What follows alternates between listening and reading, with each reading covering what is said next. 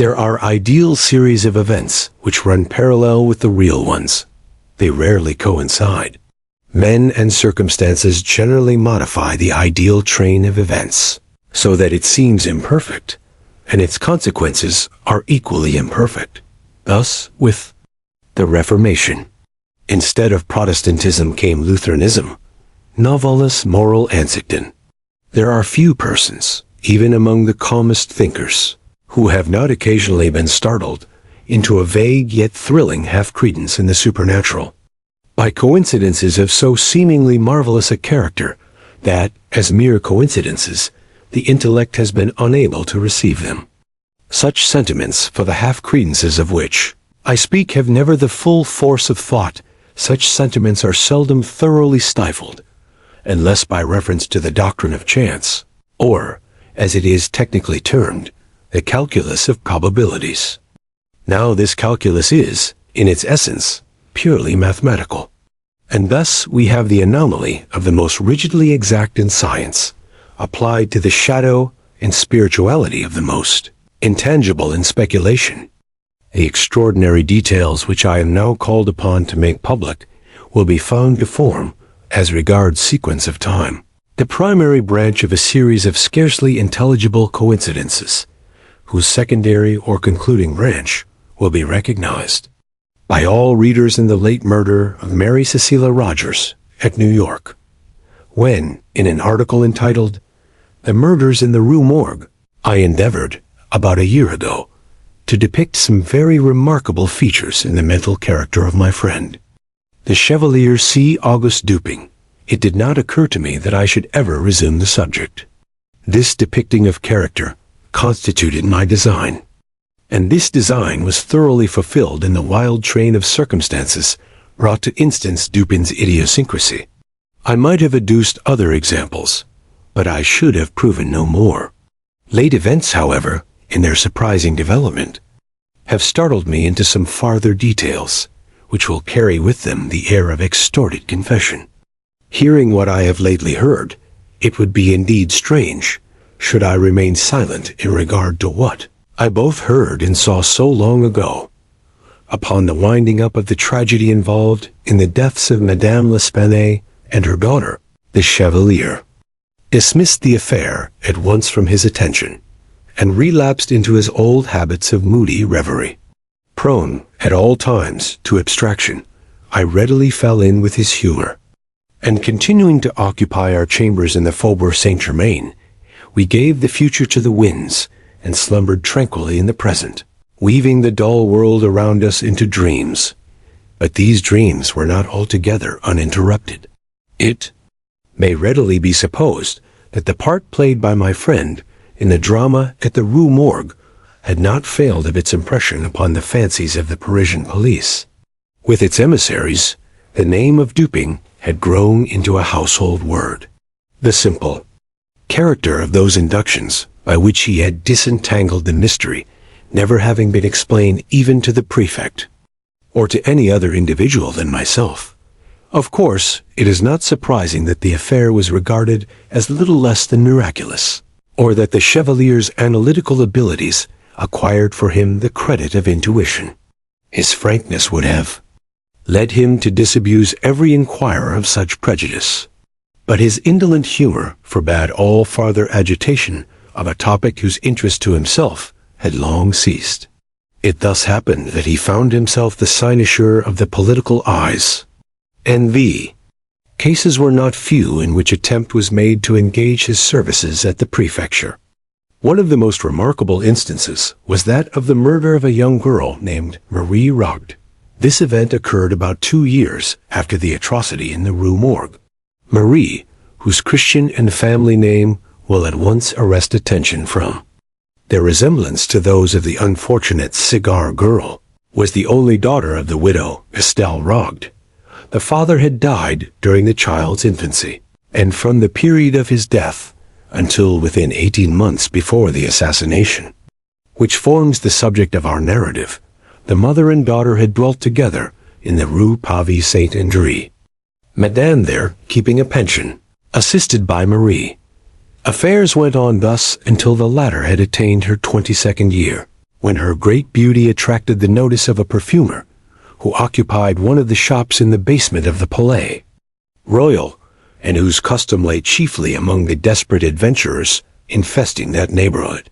Monsieur Leblanc was not unaware of the advantages to be derived from the attendance of the fair Marie in his perfumery, and his liberal proposals were accepted eagerly by the girl, although with somewhat more of hesitation by Madame Dot. The anticipations of the shopkeeper were realized, and his room soon became notorious through the charms of the sprightly grisette. She had been in his employ about a year, when her admirers were thrown into confusion by her sudden disappearance from the shop. Monsieur Leblanc was unable to account for her absence, and Madame Rogêt was distracted with anxiety and terror. The public papers immediately took up the theme, and the police were upon the point of making serious investigations, when, one fine morning, after the lapse of a week, Marie, in good health, but with a somewhat saddened air, made her reappearance at her usual counter in the perfumery. All inquiry, except that of a private character, was of course immediately hushed. Monsieur Leblanc professed total ignorance, as before. Marie, with Madame, replied to all questions that the last week had been spent at the house of a relation in the country. Thus the affair died away, and was generally forgotten.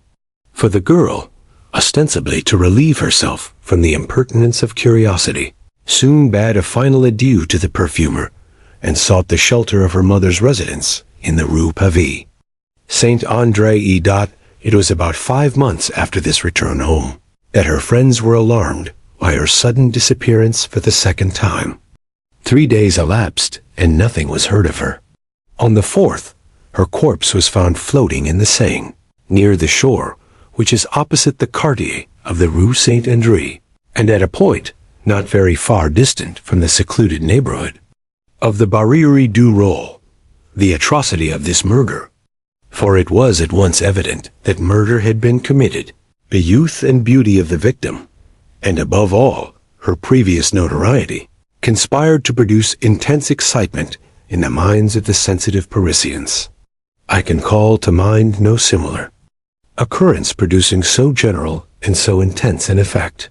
For several weeks, in the discussion of this one absorbing theme, even the momentous political topics of the day were forgotten.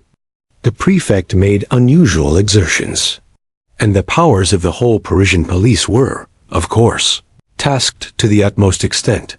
Upon the first discovery of the corpse, it was not supposed that the murderer would be able to elude, for more than a very brief period, the inquisition which was immediately set on foot.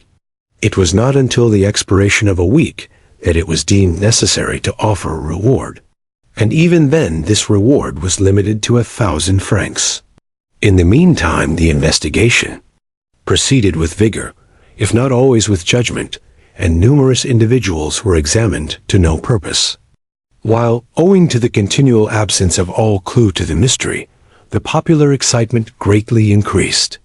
At the end of the 10th day, it was thought advisable to double the sum originally proposed, and at length, the second week having elapsed, without leading to any discoveries, and the prejudice which always exists in Paris against the police having given vent to itself in several serious émeutes, the prefect took it upon himself to offer the sum of 20,000 francs for the conviction of the assassin, or, if more than one should prove to have been implicated, for the conviction of any one of the assassins. In the proclamation setting forth this reward, a full pardon was promised to any accomplice who should come forward in evidence against his fellow, and to the whole was appended, wherever it appeared, the private placard of a committee of citizens, offering 10,000 francs in addition to the amount proposed by the prefecture. The entire reward thus stood at no less than 30,000 francs, which will be regarded as an extraordinary sum when we consider the humble condition of the girl and the great frequency in large cities of such atrocities as the one described. No one doubted now that the mystery of this murder would be immediately brought to light. But although, in 1 or 2 instances, Arrests were made which promised elucidation, yet nothing was elicited which could implicate the parties suspected, and they were discharged forthwith. Strange as it may appear, the third week from the discovery of the body had passed, and passed without any light being thrown upon the subject, before even a rumor of the events which had so agitated the public mind reached the ears of Duping and myself. Engaged in researches which absorbed our whole attention, it had been nearly a month since either of us had gone abroad, or received a visitor, or more than glanced at the leading political articles in one of the daily papers. The first intelligence of the murder was brought us by G. in person. He called upon us early in the afternoon of the 13th of July, 18, and remained with us until late in the night. He had been piqued by the failure of all his endeavors to ferret out the assassins. His reputation, so he said with a peculiarly Parisian air, was at stake. Even his honor was concerned. The eyes of the public were upon him, and there was really no sacrifice which he would not be willing to make for the development of the mystery. He concluded a somewhat droll speech with a compliment upon what he was pleased to term the tact of Duping, and made him a direct and certainly a liberal proposition, the precise nature of which I do not feel myself at liberty to disclose, but which has no bearing upon the proper subject of my narrative. The compliment my friend rebutted as best he could, but the proposition he accepted at once, although its advantages were altogether provisional. This point being settled, the prefect broke forth at once into explanations of his own views, interspersing them with long comments upon the evidence, of which latter we are not yet in possession. He discoursed much, and beyond doubt learnedly, while I hazarded an occasional suggestion as the night wore drowsily away. Duping, sitting steadily in his accustomed armchair, was the embodiment of respectful attention. He wore spectacles during the whole interview, and an occasional signal glance beneath their green glasses sufficed to convince me that he slept not the less soundly, because silently, throughout the 7 or 8 leaden-footed hours which immediately preceded the departure of the prefect. In the morning, I procured at the prefecture a full report of all the evidence elicited, and at the various newspaper offices a copy of every paper in which, from first to last, had been published any decisive information in regard to this sad affair. Freed from all that was positively disproved, this mass of information stood thus. Marie Rogêt left the residence of her mother in the Rue Pavie Saint-André about 9 o'clock in the morning of Sunday, June the 22nd, 18. In going out, she gave notice to a Monsieur Jacques Saint-Eustache, and to him only, of her intention to spend the day with an aunt who resided in the Rue des Dames. The Rue des Dames is a short and narrow, but populous thoroughfare, not far from the banks of the river, and at a distance of some 2 miles, in the most direct course possible. From the pension of Madame Rogêt, Saint-Eustache was the accepted suitor of Marie, and lodged, as well as took his meals, at the pension. He was to have gone for his betrothed at dusk, and to have escorted her home. In the afternoon, however, it came on to rain heavily, and supposing that she would remain all night at her aunt's, as she had done under similar circumstances before, he did not think it necessary to keep his promise. As night drew on, Madame Rogêt, who was an infirm old lady, 70 years of age, was heard to express a fear that she should never see Marie again. But this observation attracted little attention at the time. On Monday, it was ascertained that the girl had not been to the Rue des Dames, and when the day elapsed without tidings of her, a tardy search was instituted at several points in the city and its environs.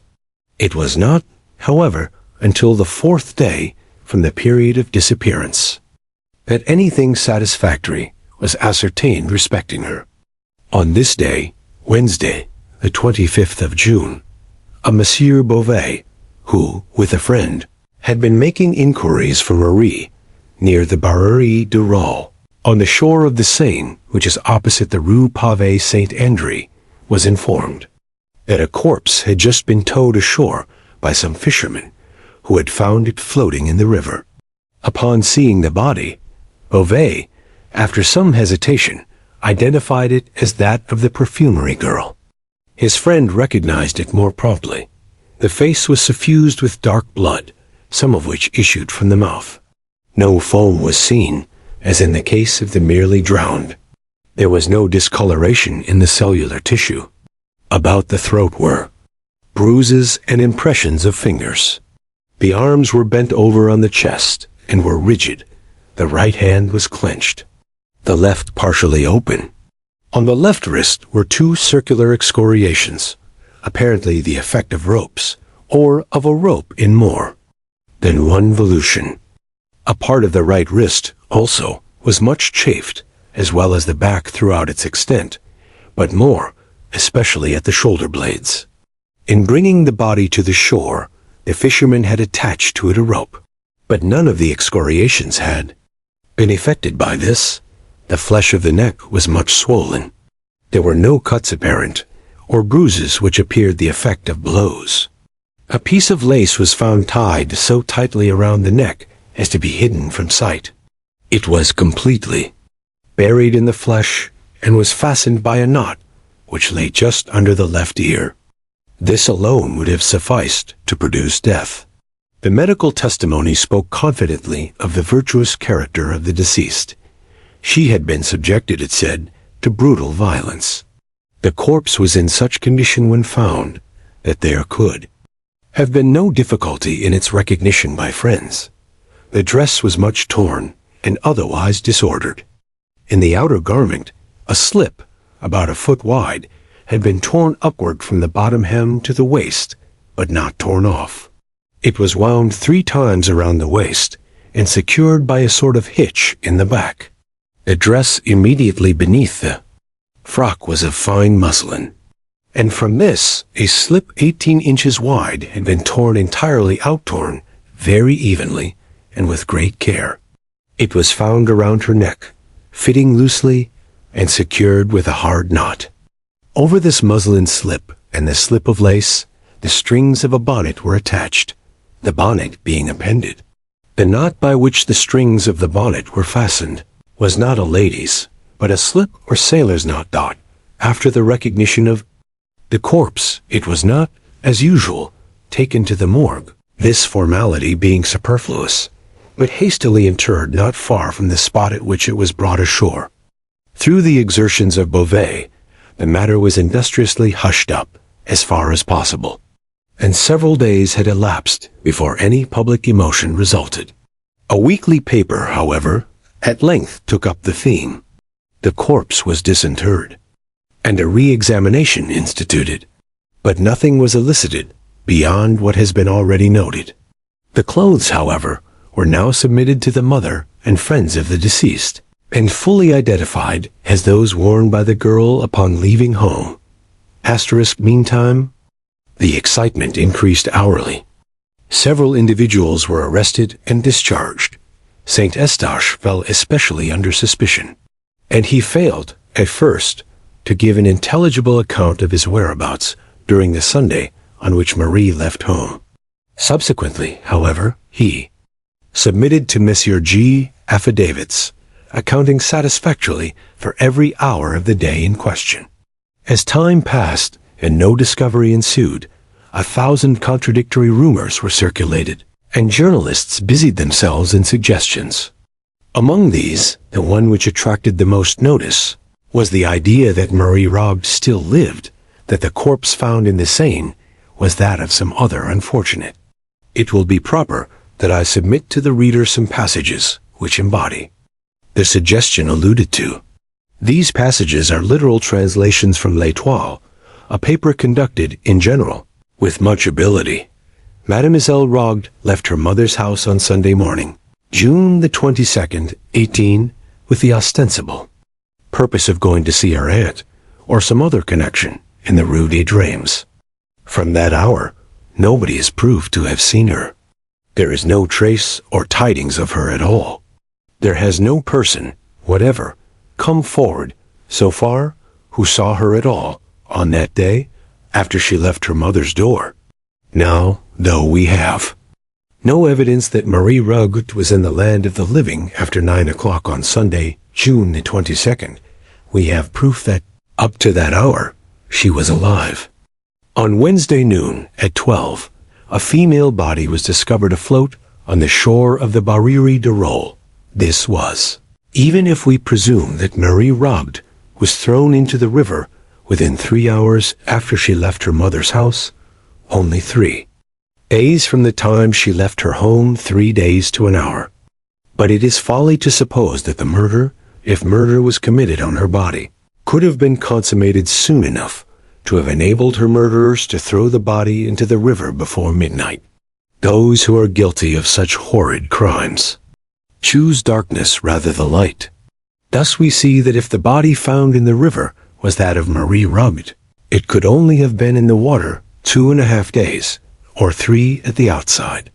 All experience has shown that drowned bodies, or bodies thrown into the water immediately after death by violence, require from 6 to 10 days for decomposition to take place to bring them to the top of the water, even where a cannon is fired over a corpse, and it rises before at least 5 or 6 days immersion. It sinks again, if let alone.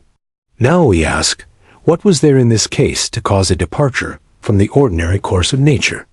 If the body had been kept in its mangled state on shore until Tuesday night, some trace would be found on shore of the murderers. It is a doubtful point, also, whether the body would be so soon afloat, even were it thrown in after having been dead 2 days. And furthermore, it is exceedingly improbable that any villains who had committed such a murder as is here supposed would have thrown the body in without weight to sink it, when such a precaution could have so easily been taken. The editor here proceeds to argue that the body must have been in the water, not 3 days merely, but at least 5 times. 3 days, because it was so far decomposed that Beauvais had great difficulty in recognizing it. This latter point, however, was fully disproved. I continue the translation. What, then, are the facts on which Beauvais says that he has no doubt the body was that of Marie Rogêt? He ripped up the gown sleeve, and says he found marks which satisfied him of the identity. The public generally supposed those marks to have consisted of some description of scars. He rubbed the arm and found hair upon it, something as indefinite, we think, as can readily be imagined, as little conclusive as finding an arm in the sleeve. M. Beauvais did not return that night, but sent word to Madame Rogêt at 7 o'clock on Wednesday evening that an investigation was still in progress respecting her daughter. If we allow that Madame Rogêt, from her age and grief, could not go over, which is allowing a great deal, there certainly must have been someone who would have thought it worth while to go over and attend the investigation if they thought the body was that of Marie. Nobody went over.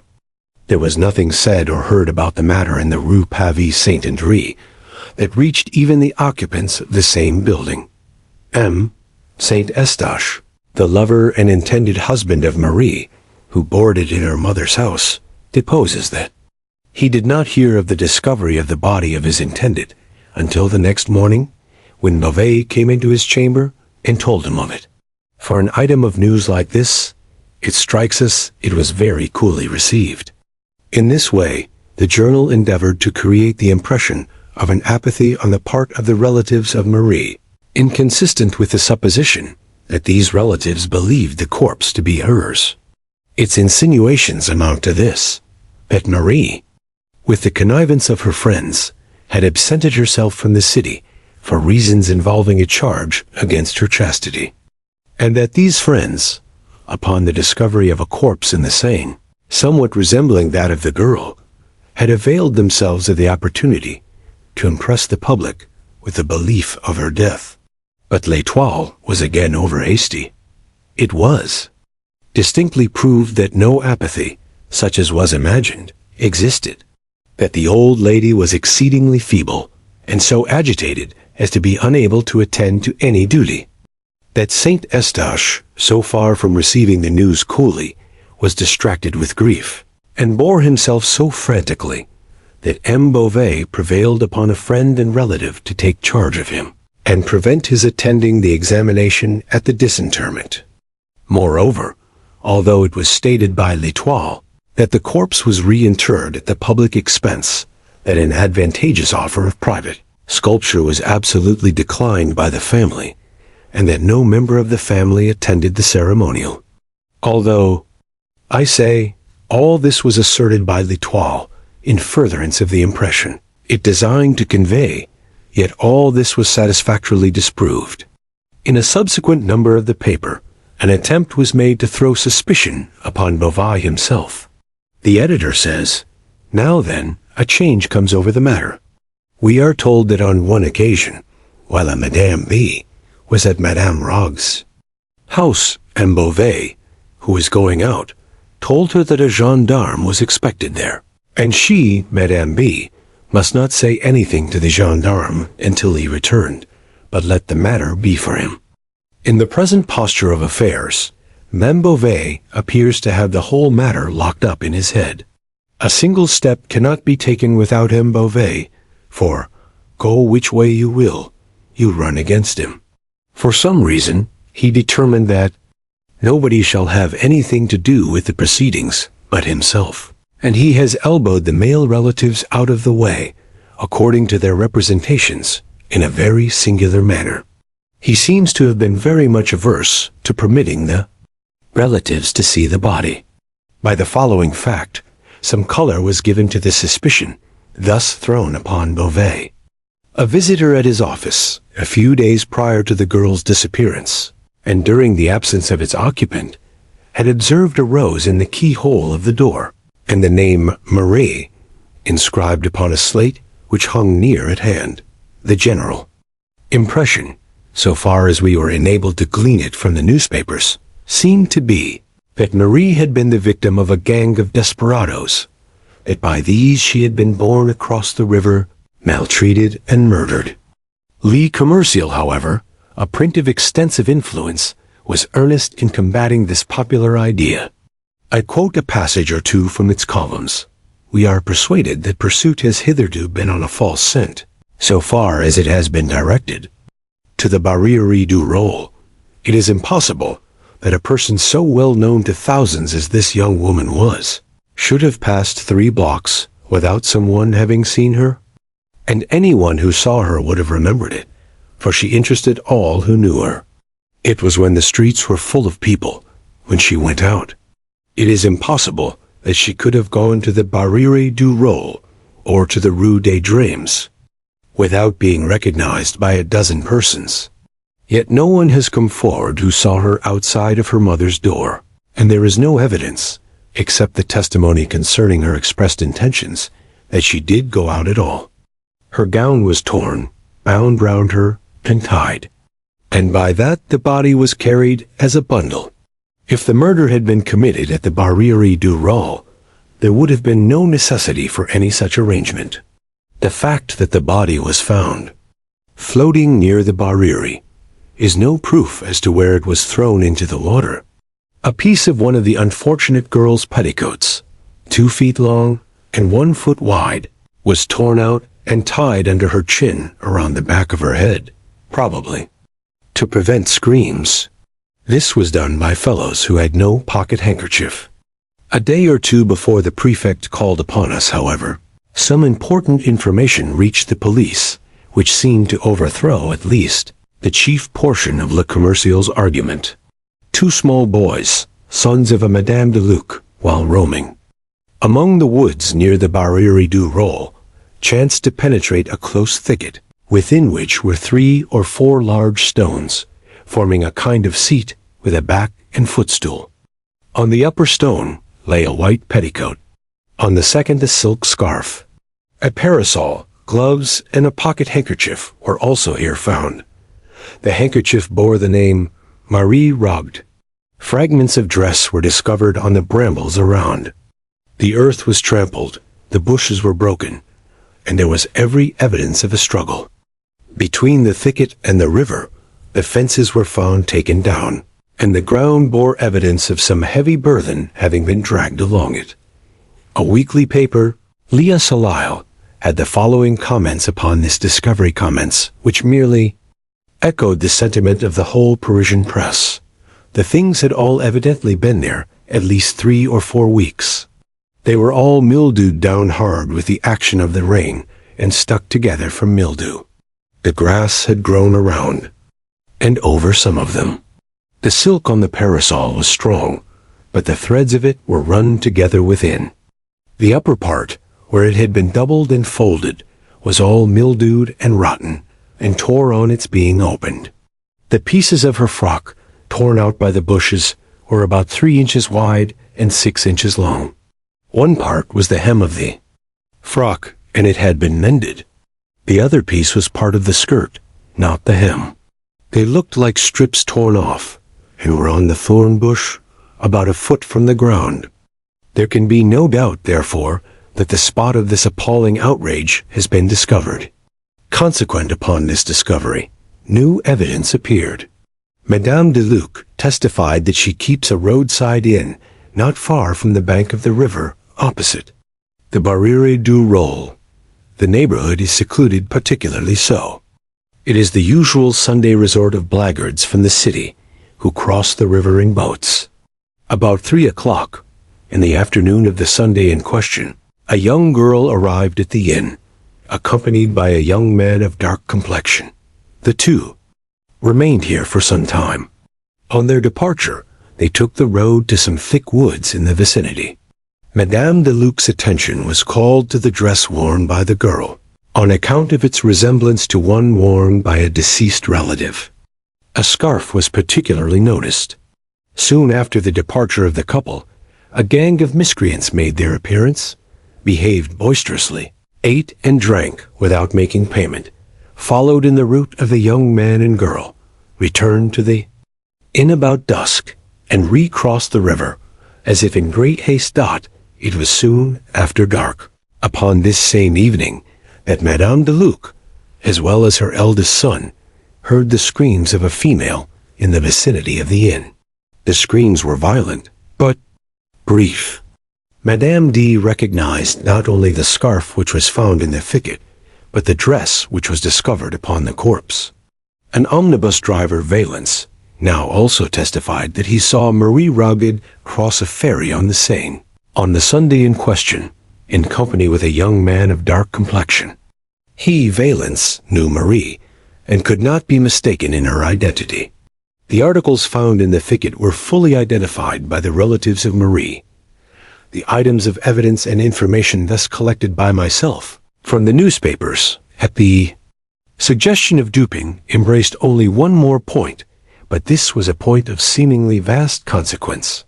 It appears that, immediately after the discovery of the clothes as above described, the lifeless or nearly lifeless body of Saint Eustache, Marie's betrothed, was found in the vicinity of what all now supposed the scene of the outrage.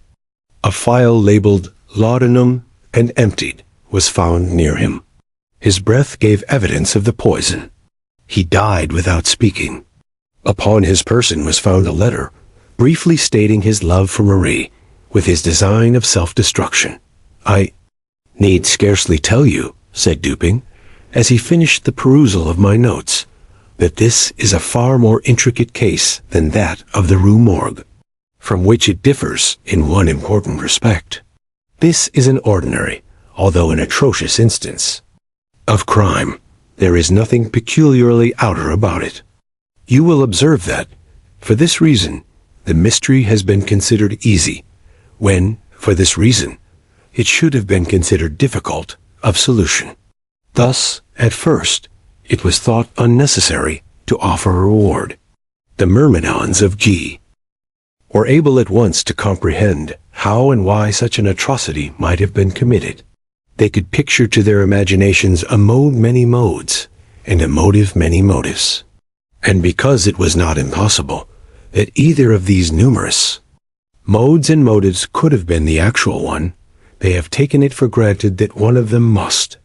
But the case with which these variable fancies were entertained, and the very plausibility which each assumed, should have been understood as indicative rather of the difficulties than of the facilities which must attend elucidation.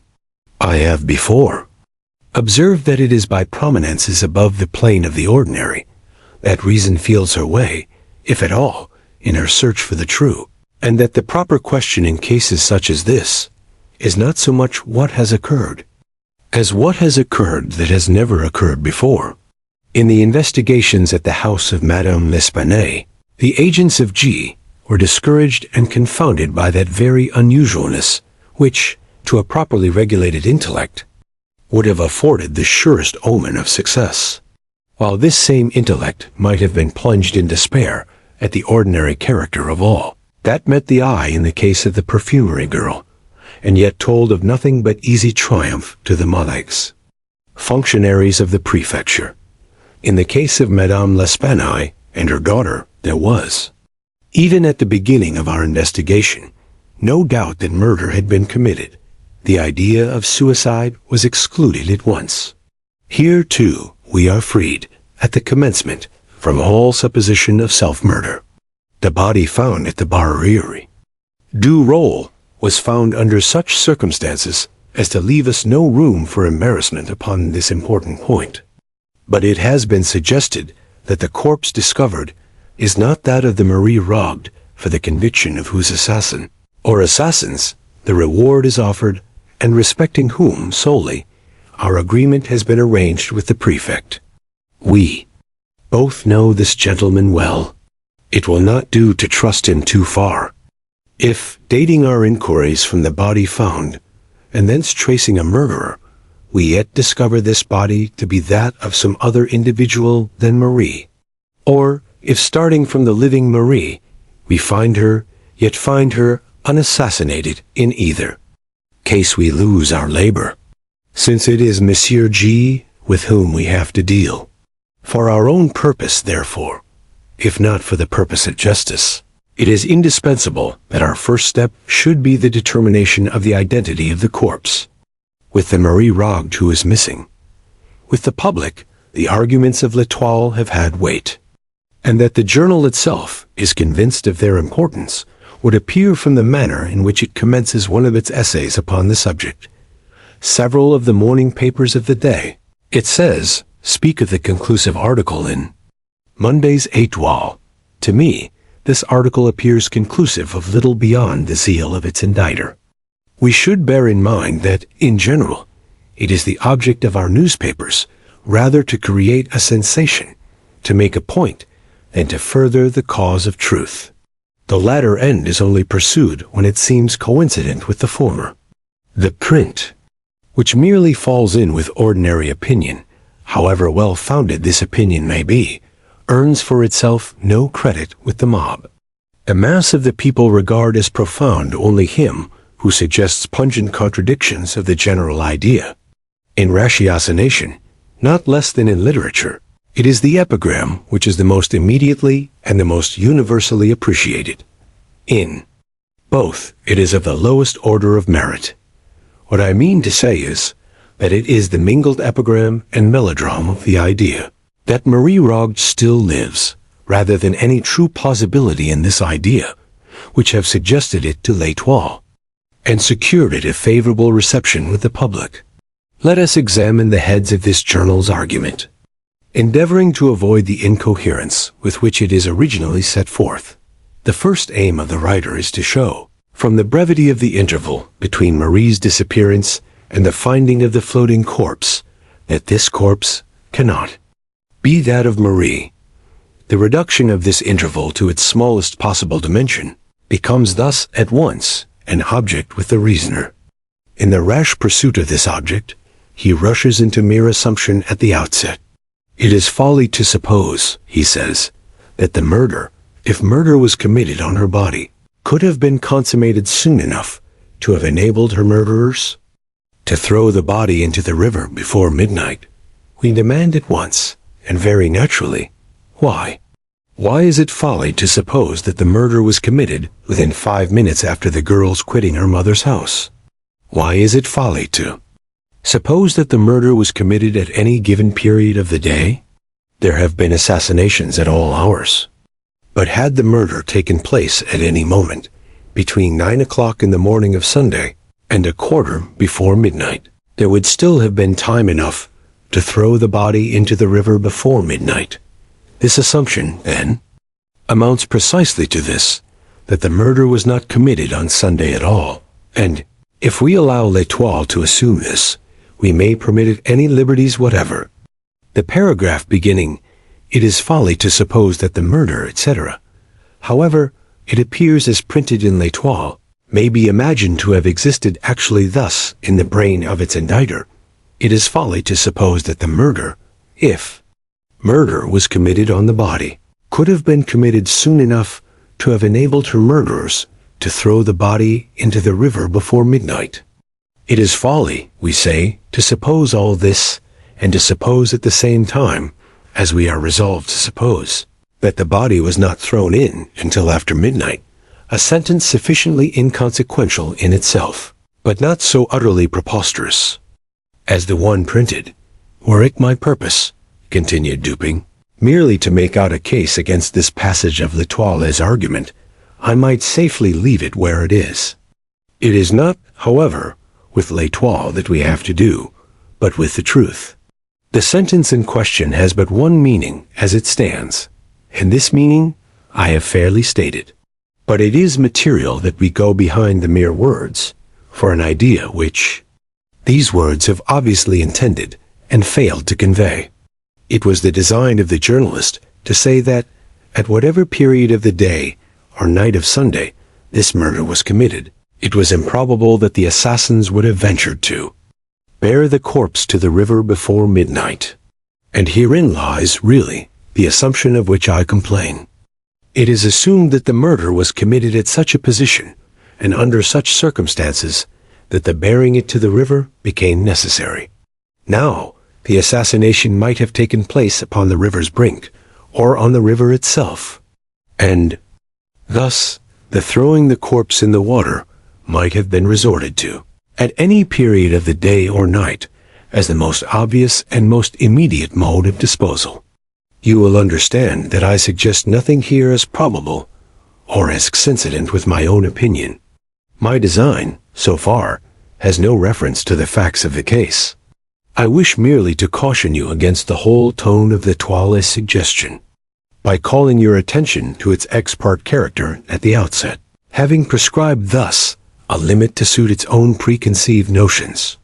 Having assumed that, if this were the body of Marie, it could have been in the water but a very brief time, the journal goes on to say, all experience has shown that drowned bodies, or bodies thrown into the water immediately after death by violence, require from 6 to 10 days for sufficient decomposition to take place to bring them to the top of the water. Even when a cannon is fired over a corpse, and it rises before at least 5 or 6 days' immersion, it sinks again if let alone. These assertions have been tacitly received by every paper in Paris, with the exception of the Monitor. This latter print endeavors to combat that portion of the paragraph which has reference to drowned bodies only, by citing some 5 or 6 instances in which the bodies of individuals known to be drowned were found floating after the lapse of less time than is insisted upon by L'Etoile. But there is something excessively unphilosophical in the attempt on the part of the Monitor to rebut the general assertion of L'Etoile by a citation of particular instances militating against that assertion.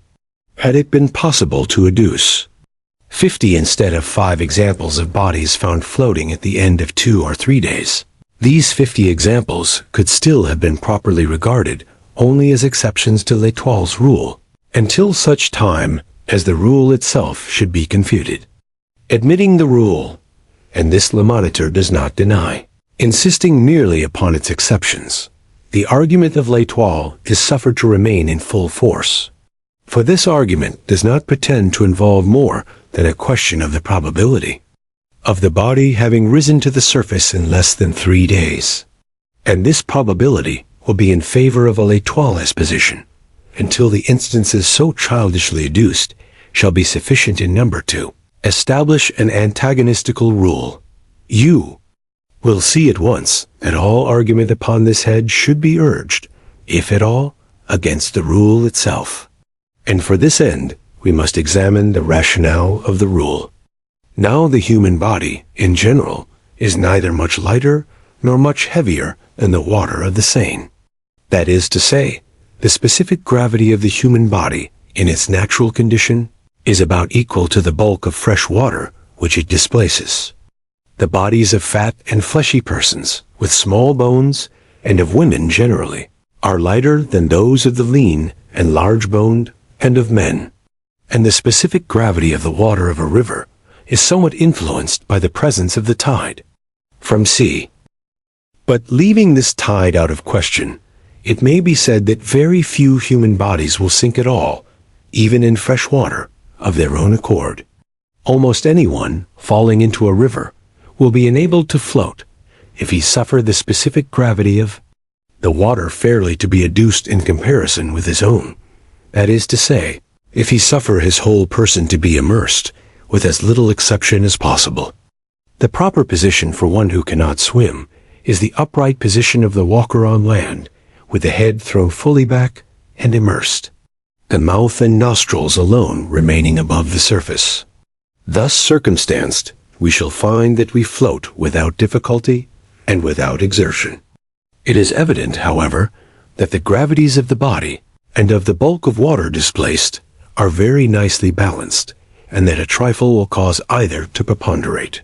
An arm, for instance, uplifted from the water and thus deprived of its support, is an additional weight sufficient to immerse the whole head, while the accidental aid of the smallest piece of timber will enable us to elevate the head so as to look about. Now, in the struggles of one unused to swimming, the arms are invariably thrown upwards, while an attempt is made to keep the head in its usual perpendicular position. The result is the immersion of the mouth and nostrils, and the inception, during efforts to breathe while beneath the surface, of water into the lungs. Much is also received into the stomach, and the whole body becomes heavier by the difference between the weight of the air originally distending these cavities, and that of the fluid which now fills them. This difference is sufficient to cause the body to sink, as a general rule, but is insufficient in the cases of individuals with small bones and an abnormal quantity of flaccid or fatty matter. Such individuals float even after drowning. The corpse, being supposed at the bottom of the river, will there remain until, by some means, its specific gravity again becomes less than that of the bulk of water which it displaces. This effect is brought about by decomposition or otherwise. The result of decomposition is the generation of gas, distending the cellular tissues and all the cavities, and giving the puffed appearance which is so horrible. When this distension has so far progressed that the bulk of the corpse is materially increased without a corresponding increase of mass or weight, its specific gravity becomes less than that of the water displaced, and it forthwith makes its appearance at the surface. But decomposition is modified by innumerable circumstances, is hastened or retarded by innumerable agencies. For example, by the heat or cold of the season, by the mineral impregnation or purity of the water, by its depth or shallowness, by its currency or stagnation, by the temperament of the body, by its infection or freedom from disease before death. Thus, it is evident that we can assign no period, with anything like accuracy, at which the corpse shall rise through decomposition. Under certain conditions, this result would be brought about within an hour. Under others, it might not take place at all. There are chemical infusions by which the animal frame can be preserved forever from corruption. The bichloride of mercury is one. But apart from decomposition, there may be, and very usually is, a generation of gas within the stomach from the acetous fermentation of vegetable matter, or within other cavities from other causes, sufficient to induce a distension which will bring the body to the surface. The effect produced by the firing of a cannon is that of simple vibration. This may either loosen the corpse from the soft mud or ooze in which it is embedded, thus permitting it to rise when other agencies have already prepared it for so doing. Or it may overcome the tenacity of some putrescent portions of the cellular tissue, allowing the cavities to distend under the influence of the gas. Having thus before us the whole philosophy of this subject, we can easily test by it the assertions of L'Etoile. All experience shows, says this paper, that drowned bodies, or bodies thrown into the water immediately after death by violence, require from 6 to 10 days for sufficient decomposition to take place to bring them to the top of the water. Even when a cannon is fired over a corpse, and it rises before at least 5 or 6 days immersion, it sinks again if let alone. The whole of this paragraph must now appear a tissue of inconsequence and incoherence. All experience does not show that drowned bodies require from 6 to 10 days for sufficient decomposition to take place to bring them to the surface. Both science and experience show that the period of their rising is, and necessarily must be, indeterminate. If, moreover, a body has risen to the surface through firing of cannon, it will not sink again if let alone, until decomposition has so far progressed as to permit the escape of the generated gas. But I wish to call your attention to the distinction which is made between drowned bodies and bodies thrown into the water immediately after death by violence. Although the writer admits the distinction, he yet includes them all in the same category. I have shown how it is that the body of a drowning man becomes specifically heavier than its bulk of water, and that he would not sink at all, except for the struggles by which he elevates his arms above the surface, and his gasps for breath, while beneath the surface gasps which supply by water the place of the original air in the lungs. But these struggles and these gasps would not occur in the body thrown into the water immediately after death by violence. Thus, in the latter instance, the body, as a general rule, would not sink at all, a fact of which L'Etoile is evidently ignorant. When decomposition had proceeded to a very great extent, when the flesh had in a great measure left the bones, then, indeed, but not till then, should we lose sight of the corpse. And now what are we to make of the argument that the body found could not be that of Marie Rogêt, because 3 days only having elapsed, this body was found floating? If drowned, being a woman, she might never have sunk, or having sunk, might have reappeared in 24 hours, or less. But no one supposes her to have been drowned, and, dying before being thrown into the river, she might have been found floating at any period afterwards whatever. But, says L'Etoile, if the body had been kept in its mangled state on shore until Tuesday night, some trace would be found on shore of the murderers. Here, it is at first difficult to perceive the intention of the reasoner. He means to anticipate what he imagines would be an objection to his theory, viz., that the body was kept on shore 2 days, suffering rapid decomposition more rapid than if immersed in water. He supposes that, had this been the case, it might have appeared at the surface on the Wednesday, and thinks that only under such circumstances it could so have appeared. He is accordingly in haste to show that it was not kept on shore, for if so, some trace would be found on shore of the murderers. I presume you smile at the sequitur. You cannot be made to see how the mere duration of the corpse on the shore could operate to multiply traces of the assassins. Nor can I, and furthermore it is exceedingly improbable, continues our journal, that any villains who had committed such a murder as is here supposed would have thrown the body in without weight to sink it, when such a precaution could have so easily been taken. Observe, here, the laughable confusion of thought. No one, not even L'Etoile, disputes the murder committed on the body found. The marks of violence are too obvious. It is our reasoner's object merely to show that this body is not Marie's. He wishes to prove that Marie is not assassinated, not that the corpse was not. Yet his observation proves only the latter point. Here is a corpse without weight attached. Murderers, casting it in, would not have failed to attach a weight. Therefore, it was not thrown in by murderers. This is all which is proved, if anything is. A question of identity is not even approached, and L'Étoile has been at great pains, merely to gainsay now what it has admitted only a moment before. We are perfectly convinced, it says, that the body found was that of a murdered female. Nor is this the sole instance, even in this division of his subject, where our reasoner unwittingly reasons against himself.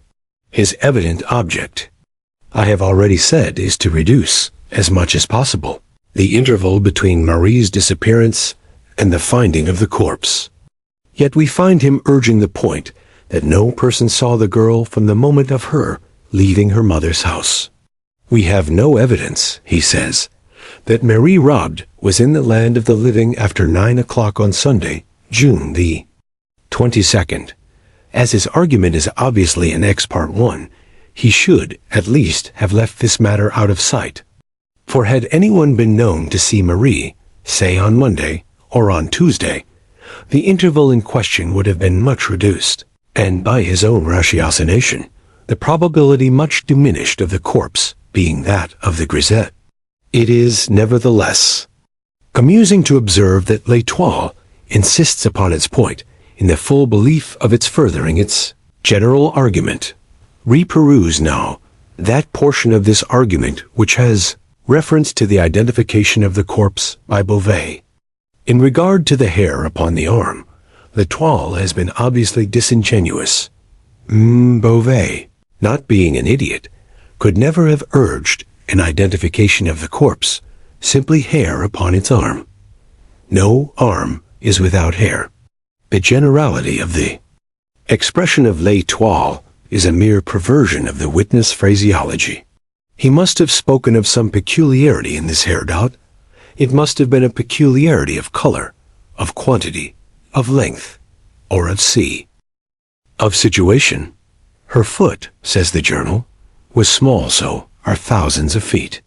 Her garter is no proof whatever, nor is her shoe, for shoes and garters are sold in packages.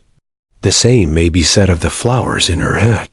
One thing, upon which M. Beauvais strongly insists, is that the clasp on the garter found had been set back to take it in. This amounts to nothing, for most women find it proper to take a pair of garters home and fit them to the size of the limbs they are to encircle, rather than to try them in the store where they purchase. Here it is difficult to suppose the reasoner in earnest.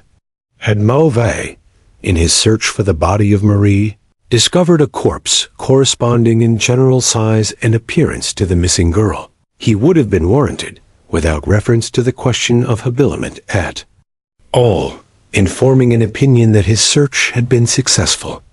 If, in addition to the point of general size and contour, he had found upon the arm a peculiar hairy appearance which he had observed upon the living Marie, his opinion might have been justly strengthened, and the increase of positiveness might well have been in the ratio of the peculiarity or unusualness of the hairy mark. If the feet of Marie being small, those of the corpse were also small, the increase of probability that the body was that of Marie would not be an increase in a ratio merely arithmetical, but in one highly geometrical or accumulative. Add to all this shoes such as she had been known to wear upon the day of her disappearance, and although these shoes may be sold in packages, you so far augment the probability as to verge upon the certain. What of itself would be no evidence of identity becomes through its corroborative position proof most sure. Give us, then, flowers in the hat corresponding to those worn by the missing girl, and we seek for nothing farther. If only one flower, we seek for nothing farther. What then if 2 or 3 or more? Each successive one is multiple evidence proof, not added to proof, but multiplied by hundreds or thousands. Let us now discover upon the deceased garters such as the living used, and it is almost folly to proceed. But these garters are found to be tightened by the setting back of a clasp, in just such a manner as her own had been tightened by Marie, shortly previous to her leaving home. It is now madness or hypocrisy to doubt. What L'Étoile says in respect to this abbreviation of the garters being an usual occurrence shows nothing beyond its own pertinacity and error. The elastic nature of the clasp garter is self-demonstration of the unusualness of the abbreviation. What is made to adjust itself must of necessity require foreign adjustment, but rarely. It must have been by an accident, in its strictest sense, that these garters of Marie needed the tightening described. They alone would have amply established her identity. But it is not that the corpse was found to have the garters of the missing girl, or found to have her shoes, or her bonnet, or the flowers of her bonnet, or her feet, or a peculiar mark upon the arm, or her general size and appearance. It is that the corpse had each and all collectively. Could it be proved that the editor of L'Étoile really entertained a doubt? Under the circumstances, there would be no need, in his case, of a commission da lunatico incorrendo. He has thought it sagacious to echo the small talk of the lawyers, who, for the most part, content themselves with echoing the rectangular precepts of the courts. I would here observe that very much of what is rejected as evidence by a court is the best of evidence to the intellect, for the court, guiding itself by the general principles of evidence, the recognized and booked principles, is averse from swerving at particular instances. And this steadfast adherence to principle, with rigorous disregard of the conflicting exception, is a sure mode of attaining the maximum of attainable truth in any long sequence of time. The practice, in mass, is therefore philosophical. But it is not the less certain that it engenders vast individual error. In respect to the insinuations leveled at Beauvais, you will be willing to dismiss them in a breath. You have already fathomed the true character of this good gentleman. He is a busybody, with much of romance and little of wit. Anyone so constituted will readily so conduct himself, upon occasion of real excitement, as to render himself liable to suspicion on the part of the over-acute, or the ill-disposed. Mais Beauvais, as it appears from your notes, had some personal interviews with the editor of L'Étoile, and offended him by venturing an opinion that the corpse, notwithstanding the theory of the editor, was, in sober fact, that of Marie. He persists, says the paper, in asserting the corpse to be that of Marie, but cannot give a circumstance, in addition to those which we have commented upon, to make others believe.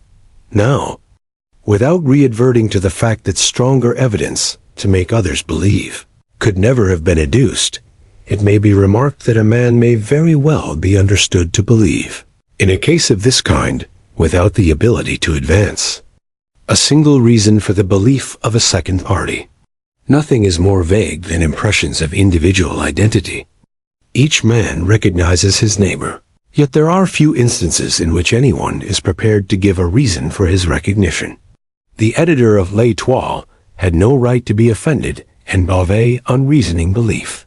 The suspicious circumstances which invest him will be found to tally much better with my hypothesis of romantic busybodyism than with the reasoner's suggestion of guilt.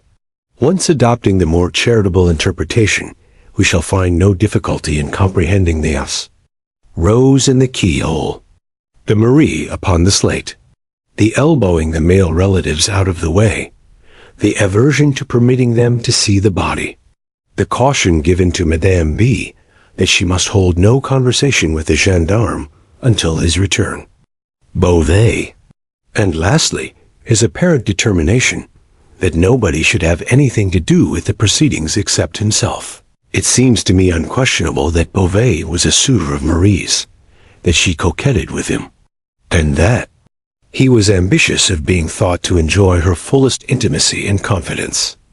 I shall say nothing more upon this point, and as the evidence fully rebuts the assertion of L'Étoile touching the matter of apathy on the part of the mother and other relatives, an apathy inconsistent with the supposition of their believing the corpse to be that of the perfumery girl, we shall now proceed as if the question of identity were settled to our perfect satisfaction. And what, I here demanded, Do you think of the opinions of Le Commercial? That, in spirit, they are far more worthy of attention than any which have been promulgated upon the subject. The deductions from the premises are philosophical and acute. But the premises, in 2 instances at least, are founded in imperfect observation. Le Commercial wishes to intimate that Marie was seized by some gang of low ruffians not far from her mother's door. It is impossible, it urges, that a person so well known to thousands as this young woman was, should have passed 3 blocks without someone having seen her. This is the idea of a man long resident in Paris, a public man, one whose walks to and fro in the city have been mostly limited to the vicinity of the public offices. He is aware that he seldom passes so far as a dozen blocks from his own bureau without being recognized and accosted. And knowing the extent of his personal acquaintance with others, and of others with him, he compares his notoriety with that of the perfumery girl, finds no great difference between them, and reaches at once the conclusion that she, in her walks, would be equally liable to recognition with himself in his. This could only be the case were her walks of the same unvarying, methodical character, and within the same species of limited region as are his own. He passes to and fro, at regular intervals, within a confined periphery, abounding in individuals who are led to observation of his person through interest in the kindred nature of his occupation with their own. But the walks of Marie may, in general, be supposed discursive. In this particular instance, it will be understood as most probable that she proceeded upon a route of more than average diversity from her accustomed ones. The parallel which we imagine to have existed in the mind of Le Commercial would only be sustained in the event of the 2 individuals traversing the whole city. In this case, granting the personal acquaintances to be equal, the chances would be also equal that an equal number of personal rencounters would be made. For my own part, I should hold it not only as possible, but as very far more than probable, that Marie might have proceeded, at any given period, by any one of the many routes between her own residence and that of her aunt, without meeting a single individual whom she knew, or by whom she was known. In viewing this question in its full and proper light, we must hold steadily in mind the great disproportion between the personal acquaintances of even the most noted individual in Paris, and the entire population of Paris itself. But whatever force there may still appear to be in the suggestion of Le Commercial, will be much diminished when we take into consideration the hour at which the girl went abroad. It was when the streets were full of people, says Le Commercial, that she went out, but not so. It was at 9 o'clock in the morning. Now at 9 o'clock of every morning in the week, with the exception of Sunday, the streets of the city are, it is true, thronged with people. At 9 on Sunday, the populace are chiefly within doors preparing for church. No observing person can have failed to notice the peculiarly deserted air of the town from about 8 until 10 on the morning of every Sabbath.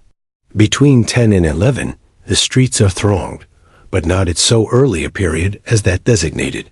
There is another point at which there seems a deficiency of observation on the part of Le Commercial. A piece, it says, of one of the unfortunate girl's petticoats, 2 feet long and 1 foot wide, was torn out and tied under her chin and around the back of her head, probably to prevent screams. This was done by fellows who had no pocket handkerchiefs. Whether this idea is or is not well founded, we will endeavor to see hereafter. But by fellows who have no pocket handkerchiefs, the editor intends the lowest class of ruffians. These, however, are the very description of people who will always be found to have handkerchiefs, even when destitute of shirts. You must have had occasion to observe how absolutely indispensable, of late years, to the thorough blackguard, has become the pocket handkerchief. And what are we to think, I asked, of the article in Le Soleil? That it is a vast pity its inditer was not born a parrot, in which case he would have been the most illustrious parrot of his race. He has merely repeated the individual items of the already published opinion, collecting them with a laudable industry from this paper and from that. The things had all evidently been there, he says, at least 3 or 4 weeks. And there can be no doubt that the spot of this appalling outrage has been discovered. The facts here restated by Le Soleil are very far indeed from removing my own doubts upon this subject, and we will examine them more particularly hereafter in connection with another division of the theme. At present, we must occupy ourselves with other investigations. You cannot fail to have remarked the extreme laxity of the examination of the corpse. To be sure, the question of identity was readily determined, or should have been. But there were other points to be ascertained. Had the body been in any respect despoiled? Had the deceased any articles of jewelry about her person upon leaving home? If so, had she any when found? These are important questions utterly untouched by the evidence, and there are others of equal moment, which have met with no attention. We must endeavor to satisfy ourselves by personal inquiry. The case of Saint Eustache must be re-examined. I have no suspicion of this person. But let us proceed methodically. We will ascertain beyond a doubt the validity of the affidavits in regard to his whereabouts on the Sunday. Affidavits of this character are readily made matter of mystification. Should there be nothing wrong here, however, we will dismiss Saint Eustache from our investigations. His suicide, however corroborative of suspicion, were there found to be. Deceit in the affidavits is, without such deceit, in no respect an unaccountable circumstance, or one which need cause us to deflect from the line of ordinary analysis. In that which I now propose, we will discard the interior points of this tragedy and concentrate our attention upon its outskirts. Not the least usual error in investigations such as this is the limiting of inquiry to the immediate, with total disregard of the collateral or circumstantial events. It is the malpractice of the courts to confine evidence and discussion to the bounds of apparent relevancy. Yet experience has shown, and a true philosophy will always show, that a vast, perhaps the larger portion of truth, arises from the seemingly irrelevant.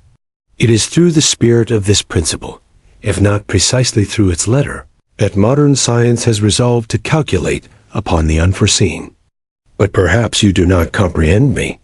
The history of human knowledge has so uninterruptedly shown that to collateral, or incidental, or accidental events we are indebted for the most numerous and most valuable discoveries, that it has at length become necessary, in any prospective view of improvement, to make not only large, but the largest allowances for inventions that shall arise by chance, and quite out of the range of ordinary expectation.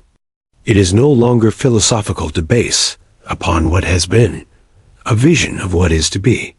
Accident is admitted as a portion of the substructure. We make chance a matter of absolute calculation. We subject the unlooked for and unimagined to the mathematical formulae of the schools. I repeat that it is no more than fact that the larger portion of all truth has sprung from the collateral. And it is but in accordance with the spirit of the principle involved in this fact that I would divert inquiry, in the present case, from the trodden and hitherto unfruitful ground of the event itself, to the contemporary circumstances which surround it.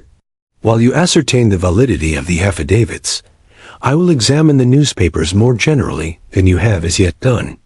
So far, we have only reconnoitered the field of investigation, but it will be strange indeed if a comprehensive survey, such as I propose, of the public prints, will not afford us some minute points which shall establish a direction for inquiry.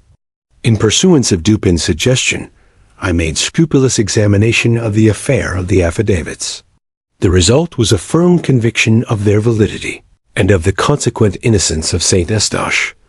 In the meantime, my friend occupied himself with what seemed to me a minuteness altogether objectless, in a scrutiny of the various newspaper files. At the end of a week, he placed before me the following extracts. About 3 years and a half ago, A disturbance very similar to the present was caused by the disappearance of this same Marie Rogêt from the perfumery of Monsieur Leblanc in the Palais Royal. At the end of a week, however, she reappeared at her customary comptoir, as well as ever, with the exception of a slight paleness not altogether usual. It was given out by Monsieur Leblanc and her mother that she had merely been on a visit to some friend in the country, and the affair was speedily hushed up. We presume that the present absence is a freak of the same nature, and that, at the expiration of a week, or perhaps of a month, we shall have her among us again. Evening Paper Monday, June 23rd, an evening journal of yesterday, refers to a former mysterious disappearance of Mademoiselle Rogêt. It is well known that, during the week of her absence from Leblanc's perfumery, she was in the company of a young naval officer, much noted for his debaucheries. A quarrel, it is supposed, providentially led to her return home. We have the name of the Lothario in question, who is at present stationed in Paris, but for obvious reasons forbear to make it public. Le Mercury, Tuesday morning, June 24th. An outrage of the most atrocious character was perpetrated near this city the day before yesterday.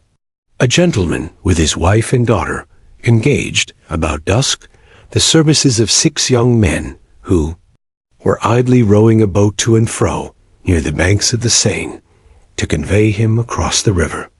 Upon reaching the opposite shore, the 3 passengers stepped out and had proceeded so far as to be beyond the view of the boat when the daughter discovered that she had left in it her parasol.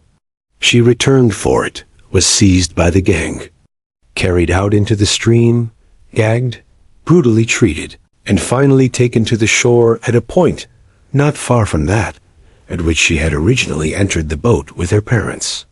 The villains have escaped for the time, but the police are upon their trail, and some of them will soon be taken. Morning Paper, June 25th. We have received 1 or 2 communications, the object of which is to fasten the crime of the late atrocity upon Manet. But as this gentleman has been fully exonerated by a loyal inquiry, and as the arguments of our several correspondents appear to be more zealous than profound, we do not think it advisable to make them public. Morning Paper, June 28th. We have received several forcibly written communications, apparently from various sources, and which go far to render it a matter of certainty that the unfortunate Marie Rogêt has become a victim of one of the numerous bands of blackguards which infest the vicinity of the city upon Sunday. Our own opinion is decidedly in favor of this supposition. We shall endeavor to make room for some of these arguments hereafter. Evening Paper, Tuesday, June 31st. On Monday, one of the bargemen connected with the revenue service saw an empty boat floating down the Seine. Sails were lying in the bottom of the boat. The bargeman towed it under the barge office. Next morning it was taken from thence, without the knowledge of any of the officers. The rudder is now at the barge office. Le Diligence, Thursday, June 26th. Upon reading these various extracts, they not only seemed to me irrelevant, but I could perceive no mode in which any one of them could be brought to bear upon the matter in hand. I waited for some explanation from Duping. It is not my present design, he said, to dwell upon the first and second of those extracts. I have copied them chiefly to show you the extreme remissness of the police, who, as far as I can understand from the prefect, have not troubled themselves, in any respect, with an examination of the naval officer alluded to. Yet it is mere folly to say that between the first and second disappearance of Marie there is no supposable connection. Let us admit the first elopement to have resulted in a quarrel between the lovers, and the return home of the betrayed.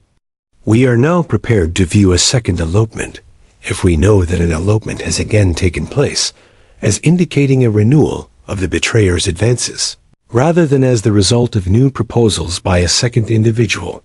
We are prepared to regard it as a making up of the old amour, rather than as the commencement of a new one. The chances are 10 to 1 that he who had once eloped with Marie would again propose an elopement, rather than that she to whom proposals of elopement had been made by one individual should have them made to her by another. And here, let me call your attention to the fact that the time elapsing between the first ascertained and the second supposed elopement is a few months more than the general period of the cruises of our men of war. Had the lover been interrupted in his first villainy by the necessity of departure to sea, and had he seized the first moment of his return to renew the base, designs not yet altogether accomplished, or not yet altogether accomplished by him, of all these things we know nothing. You will say, however, that, in the second instance, there was no elopement as imagined. Certainly not, but are we prepared to say that there was not the frustrated design? Beyond St. Eustache, and perhaps Beauvais, we find no recognized, no open, no honorable suitors of Marie. Of none other is there anything said. Who, then, is the secret lover, of whom the relatives, at least most of them, know nothing, but whom Marie meets upon the morning of Sunday, and who is so deeply in her confidence that she hesitates not to remain with him until the shades of the evening descend amid the solitary groves of the Barriere du Roule? Who is that secret lover, I ask, of whom, at least, most of the relatives know nothing? And what means the singular prophecy of Madame Rogêt on the morning of Marie's departure? I fear that I shall never see Marie again. But if we cannot imagine Madame Rogêt privy to the design of elopement, may we not at least suppose this design entertained by the girl? Upon quitting home, she gave it to be understood that she was about to visit her aunt in the Rue des Dreams, and St. Eustache was requested to call for her at dark. Now, at first glance, this fact strongly militates against my suggestion.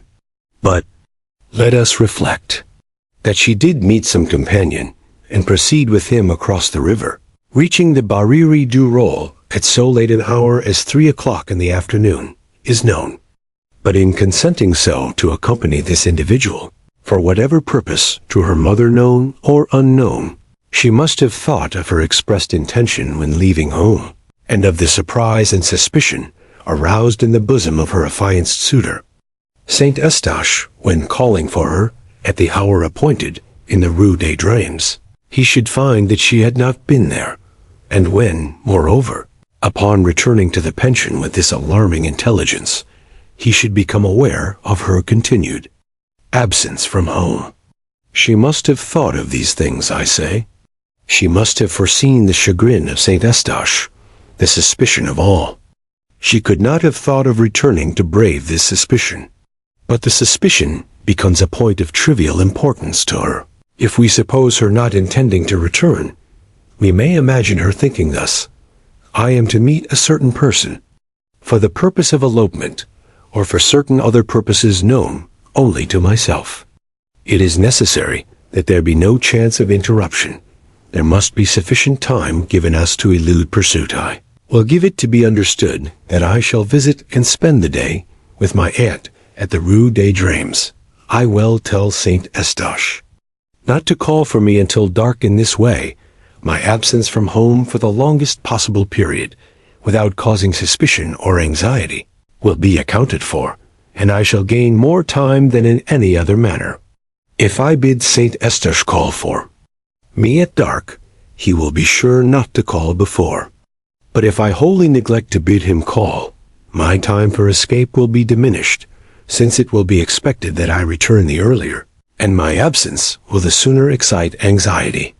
Now, if it were my design to return at all, if I had in contemplation merely a stroll with the individual in question, it would not be my policy to bid St. Eustache call.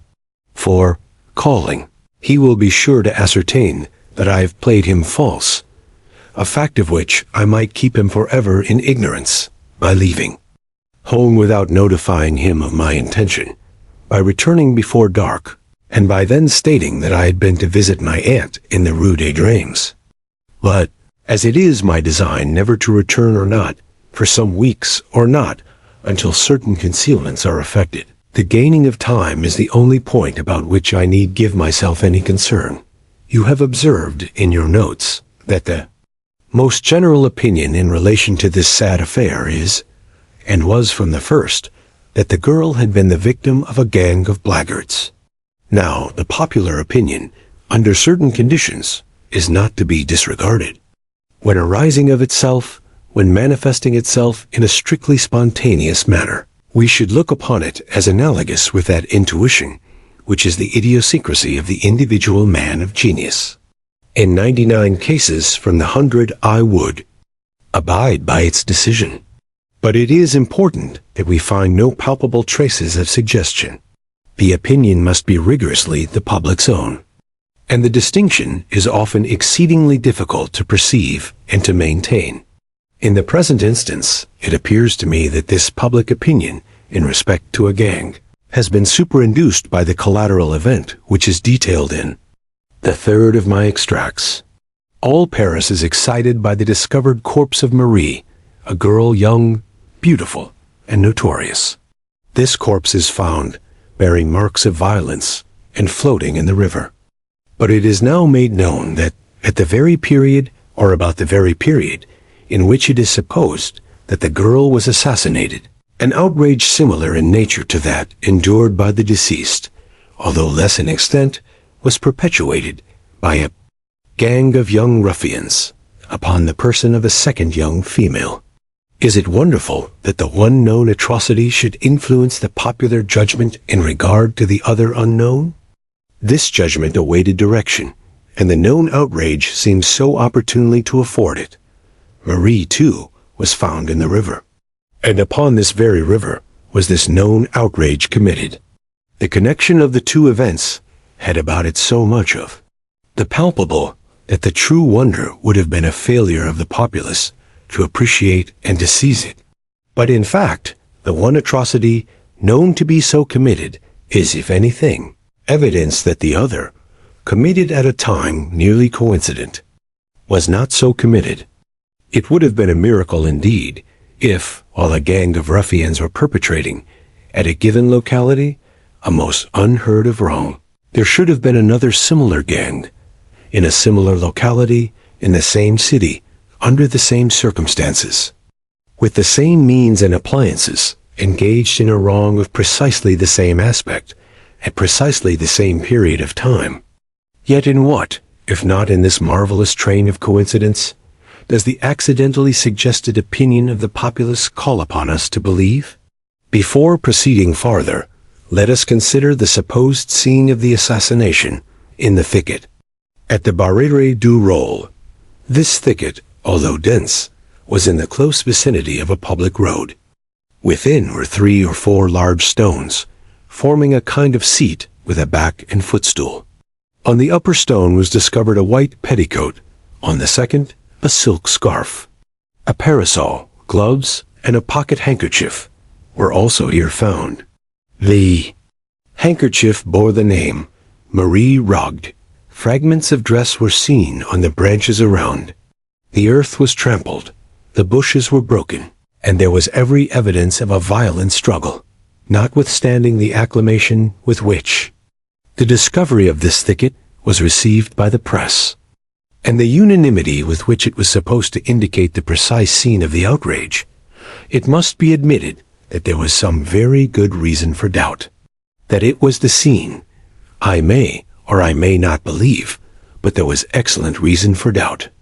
Had the true scene been, as the commercial suggested, in the neighborhood of the Rue Pavée Saint-André, the perpetrators of the crime, supposing them still resident in Paris, would naturally have been stricken with terror at the public attention, thus acutely directed into the proper channel. And in certain classes of minds, there would have arisen at once a sense of the necessity of some exertion to redivert this attention. And thus, the thicket of the Barrière du Roule having been already suspected, the idea of placing the articles where they were found might have been naturally entertained. There is no real evidence, although the Salile so supposes, that the articles discovered had been more than a very few days in the thicket, while there is much circumstantial proof that they could not have remained there without attracting attention during the 20 days elapsing between the fatal Sunday and the afternoon upon which they were found by the boys. They were all mildewed down hard, says Le Soleil, adopting the opinions of its predecessors with the action of the rain and stuck together from mildew. The grass had grown around and over some of them. The silk of the parasol was strong, but the threads of it were run together within. The upper part, where it had been doubled and folded, was all mildewed and rotten, and tore on being opened. In respect to the grass, having grown around and over some of them, it is obvious that the fact could only have been ascertained from the words and thus from the recollections of two small boys. For these boys removed the articles and took them home before they had been seen by a third party. But grass will grow, especially in warm and damp weather, such as was that of the period of the murder, as much as 2 or 3 inches in a single day. A parasol lying upon a newly turfed ground might, in a single week, be entirely concealed from sight by the upspringing grass. And touching that mildew, upon which the editor of Le Soleil so pertinaciously insists, that he employs the word no less than 3 times in the brief paragraph just quoted, is he really unaware of the nature of this mildew? Is he to be told that it is one of the many classes of fungus, of which the most ordinary feature is its upspringing and decadence within 24 hours? Thus we see, at a glance, that what has been most triumphantly adduced in support of the idea that the articles had been, for at least 3 or 4 weeks, in the thicket, is most absurdly null as regards any evidence of that fact. On the other hand, it is exceedingly difficult to believe that these articles could have remained in the thicket specified for a longer period than a single week, for a longer period than from one Sunday to the next. Those who know anything of the vicinity of Paris know the extreme difficulty of finding seclusion unless at a great distance from its suburbs. Such a thing as an unexplored, or even an unfrequently visited recess amid its woods or groves, is not for a moment to be imagined. Let anyone who, being at heart a lover of nature, is yet chained by duty to the dust and heat of this great metropolis, let any such one attempt, even during the weekdays, to slake his thirst for solitude amid the scenes of natural loveliness which immediately surround us. At every second step, he will find the growing charm dispelled by the voice and personal intrusion of some ruffian or party of carousing blackguards. He will seek privacy amid the densest foliage, all in vain. Here are the very nooks where the unwashed most abound. Here are the temples most desecrate. With sickness of the heart, the wanderer will flee back to the polluted Paris, as to a less odious, because less incongruous sink of pollution. But if the vicinity of the city is so beset during the working days of the week, how much more so on the Sabbath? It is now especially that, released from the claims of labor, or deprived of the customary opportunities of crime, the town blackguard seeks the precincts of the town, not through love of the rural, which in his heart he despises, but by way of escape from the restraints and conventionalities of society. He desires less the fresh air and the green trees than the utter license of the country. Here, at the roadside inn, or beneath the foliage of the woods, he indulges, unchecked by any eye except those of his boon companions, in all the mad excess of a counterfeit hilarity, the joint offspring of liberty and of rum. I say nothing more than what must be obvious to every dispassionate observer, when I repeat that the circumstance of the articles in question, having remained undiscovered for a longer period than from one Sunday to another in any thicket in the immediate neighborhood of Paris, is to be looked upon as little less than miraculous. But there are not wanting other grounds for the suspicion that the articles were placed in the thicket with the view of diverting attention from the real scene of the outrage. And first, let me direct your notice to the date of the discovery of the articles. Collate this with the date of the 5th extract made by myself from the newspapers.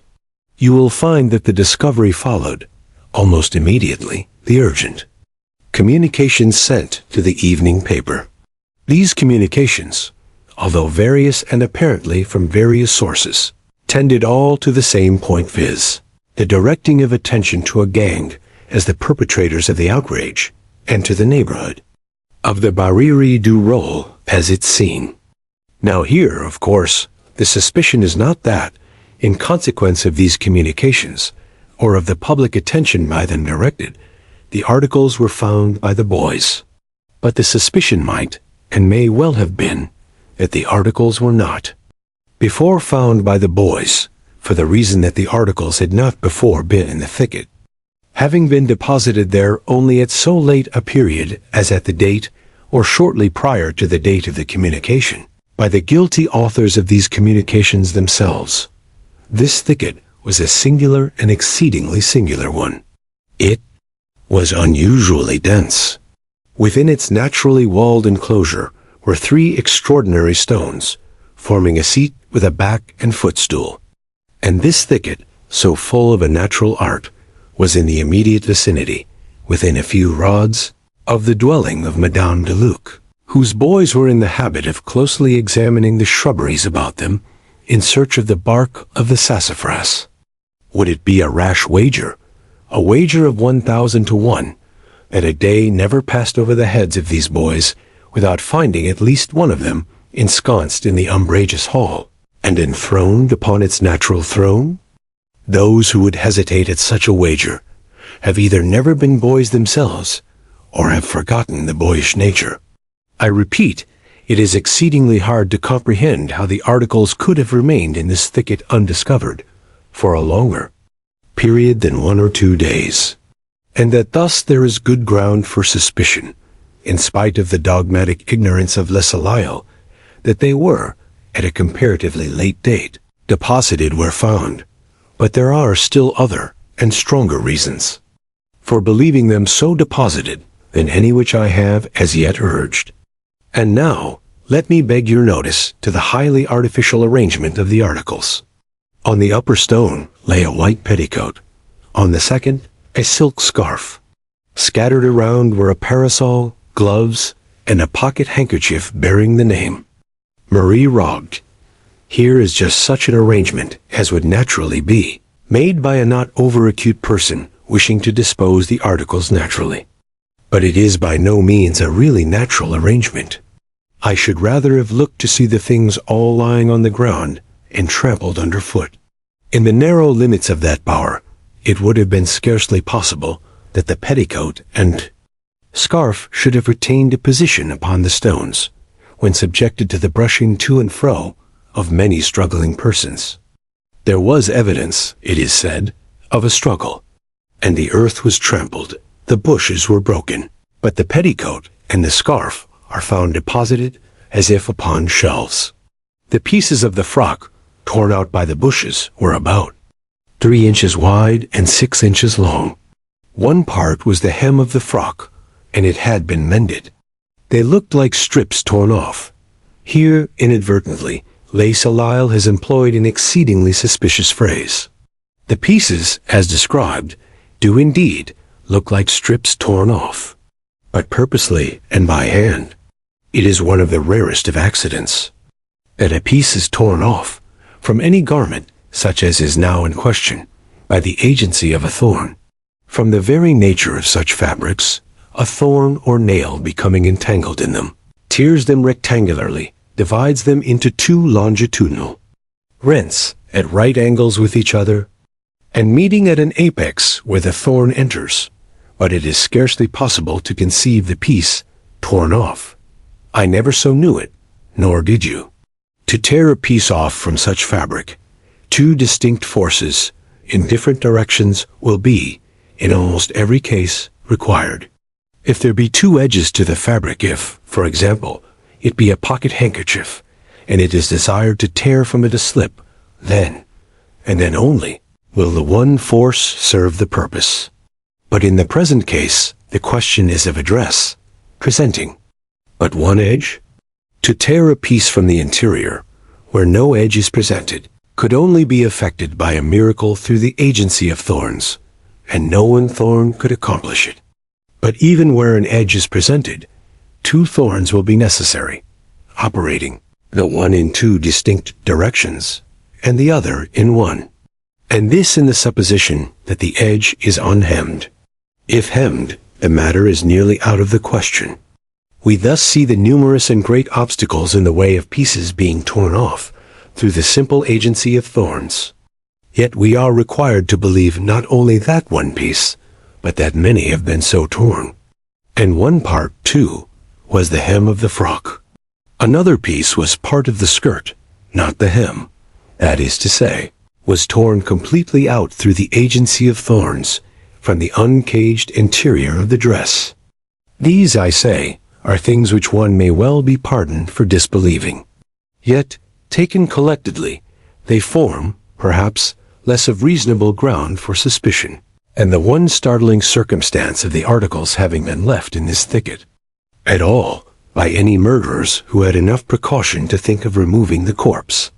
You will not have apprehended me rightly, however, if you suppose it my design to deny this thicket as the scene of the outrage. There might have been a wrong here, or, more possibly, an accident at Madame de Lux's, but in fact, this is a point of minor importance. We are not engaged in an attempt to discover the scene, but to produce the perpetrators of the murder. What I have adduced, notwithstanding the minuteness with which I have adduced it, has been with the view, first, to show the folly of the positive and headlong assertions of Le Soleil, but secondly and chiefly, to bring you, by the most natural route, to a further contemplation of the doubt whether this assassination has, or has not, been the work of a gang. We will resume this question by mere allusion to the revolting details of the surgeon examined at the inquest. It is only necessary to say that his published inferences in regard to the number of ruffians have been properly ridiculed as unjust and totally baseless by all the reputable anatomists of Paris.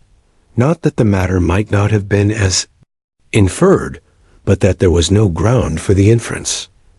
Was there not much for another? Let us reflect now upon the traces of a struggle. And let me ask what these traces have been supposed to demonstrate. A gang. But do they not rather demonstrate the absence of a gang? What struggle could have taken place? What struggle so violent and so enduring as to have left its traces in all directions between a weak and defenseless girl and the gang of ruffians imagined? The silent grasp of a few rough arms, and all would have been over. The victim must have been absolutely passive at their will. You will here bear in mind that the arguments urged against the thicket as the scene are applicable in chief part only against it as the scene of an outrage committed by more than a single individual. If we imagine but one violator, we can conceive, and thus only conceive, the struggle of so violent and so obstinate a nature as to have left the traces apparent. And again, I have already mentioned the suspicion to be excited by the fact that the articles in question were suffered to remain at all in the thicket where discovered. It seems almost impossible that these evidences of guilt should have been accidentally left where found. There was sufficient presence of mind, it is supposed, to remove the corpse, and yet a more positive evidence than the corpse itself, whose features might have been quickly obliterated by decay, is allowed to lie conspicuously in the scene of the outrage. I allude to the handkerchief with the name of the deceased. If this was accident, it was not the accident of a gang. We can imagine it only the accident of an individual. Let us see. An individual has committed the murder. He is alone with the ghost of the departed. He is appalled by what lies motionless before him. The fury of his passion is over, and there is abundant room in his heart for the natural awe of the deed. His is none of that confidence which the presence of numbers inevitably inspires. He is alone with the dead. He trembles and is bewildered. Yet there is a necessity for disposing of the corpse. He bears it to the river, but leaves behind him the other evidences of guilt. For it is difficult, if not impossible, to carry all the burthen at once, and it will be easy to return for what is left. But in his toilsome journey to the water, his fears redouble within him. The sounds of life encompass his path. A dozen times, he hears or fancies the step of an observer. Even the very lights from the city bewilder him. Yet in time and by long and frequent pauses of deep agony, he reaches the river's brink and disposes of his ghastly charge, perhaps through the medium of a boat. But now, what treasure does the world hold? What threat of vengeance could it hold out, which would have power to urge the return of that lonely murderer over that toilsome and perilous path, to the thicket and its blood-chilling recollections? He returns not, let the consequences be what they may. He could not return if he would. His sole thought is immediate escape. He turns his back forever upon those dreadful shrubberies, and flees as from the wrath to come. But how with a gang? Their number would have inspired them with confidence. If, indeed, confidence is ever wanting in the breast of the errant blackguard. And of errant blackguards alone are the supposed gangs ever constituted. Their number, I say, would have prevented the bewildering and unreasoning terror which I have imagined to paralyze the single man. Could we suppose an oversight in one or two or three, this oversight would have been remedied by a fourth. They would have left nothing behind them. 4. Their number would have enabled them to carry all at once. There would have been no need of return. Consider now the circumstance that in the outer garment of the corpse, when found, a slip about a foot wide had been torn upward from the bottom hem to the waist, wound 3 times round the waist, and secured by a sort of hitch in the back. This was done with the obvious design of affording a handle by which to carry the body. But would any number of men have dreamed of resorting to such an expedient? To 3 or 4, the limbs of the corpse would have afforded not only a sufficient, but the best possible hold. The device is that of a single individual, and this brings us to the fact that, between the thicket and the river, the rails of rails. The fences were found taken down, and the ground bore evident traces of some heavy burden having been dragged along it. But would a number of men have put themselves to the superfluous trouble of taking down a fence, for the purpose of dragging through it a corpse, which they might have lifted over any fence in an instant? Would a number of men have so dragged a corpse at all as to have left evident traces of the dragging? And here we must refer to an observation of Le Commercial, an observation upon which I have already, in some measure, commented. A piece, says this journal, of one of the unfortunate girl's petticoats was torn out and tied under her chin, and around the back of her head, probably to prevent screams. This was done by fellows who had no pocket handkerchiefs. I have before suggested that a genuine blackguard is never without a pocket handkerchief. But it is not to this fact that I now especially advert. That it was not through want of a handkerchief for the purpose imagined by Le Commercial that this bandage was employed is rendered apparent by the handkerchief left in the thicket, and that the object was not to prevent screams appears. Also, from the bandage having been employed in preference to what would so much better have answered the purpose. But the language of the evidence speaks of the strip in question as found around the neck, fitting loosely and secured with a hard knot. These words are sufficiently vague, but differ materially from those of Le Commercial. The slip was 18 inches wide, and therefore, although of muslin, would form a strong band when folded or rumpled longitudinally. And thus rumpled it was discovered. My inference is this: the solitary murderer, having borne the corpse for some distance, whether from the thicket or elsewhere, by means of the bandage hitched around its middle, found the weight, in this mode of procedure, too much for his strength. He resolved to drag the burthen. The evidence goes to show that it was dragged. With this object in view, it became necessary to attach something like a rope to one of the extremities. It could be best attached about the neck, where the head would prevent its slipping off. And now, the murderer bethought him, unquestionably, of the bandage about the loins. He would have used this, but for its volution about the corpse, the hitch which embarrassed it, and the reflection that it had not been torn off from the garment. It was easier to tear a new slip from the petticoat. He tore it, made it fast about the neck, and so dragged his victim to the brink of the river. That this bandage, only attainable with trouble and delay, and but imperfectly answering its purpose, that this bandage was employed at all, demonstrates that the necessity for its employment sprang from circumstances arising at a period when the handkerchief was no longer attainable, that is to say, arising as we have imagined, after quitting the thicket, if a thicket it was, and on the road between the thicket and the river. But the evidence, you will say, of Madame de Luc, points especially to the presence of a gang in the vicinity of the thicket, at or about the epoch of the murder. This I grant. I doubt if there were not a dozen gangs, such as described by Madame de Luc, in and about the vicinity of the Barriere du Roule, at or about the period of this tragedy. But the gang which has drawn upon itself the pointed animadversion, although the somewhat tardy and very suspicious evidence of Madame de Luc, is the only gang which is represented by that honest and scrupulous old lady as having eaten her cakes and swallowed her brandy, without putting themselves to the trouble of making her payment. Et hint ilier? But what is the precise evidence of Madame de Luc? A gang of miscreants made their appearance, behaved boisterously, ate and drank without making payment, followed in the route of the young man and girl, returned to the inn about dusk, and recrossed the river as if in great haste. Now this great haste very possibly seemed greater haste in the eyes of Madame de Luc, since she dwelt lingeringly and lamentingly upon her violated cakes and ale, for which she might still have entertained a faint hope of compensation.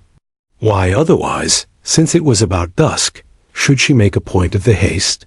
It is no cause for wonder, surely, that even a gang of blackguards should make haste to get home, when a wide river is to be crossed in small boats, when storm impends and when night approaches.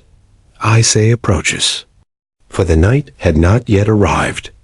It was only about dusk that the indecent haste of these miscreants offended the sober eyes of Madame de Luc, but we are told that it was upon this very evening that Madame de Luc, as well as her eldest son, heard the screams of a female in the vicinity of the inn. And in what words does Madame de Luc designate the period of the evening at which these screams were heard? It was soon after dark, she says.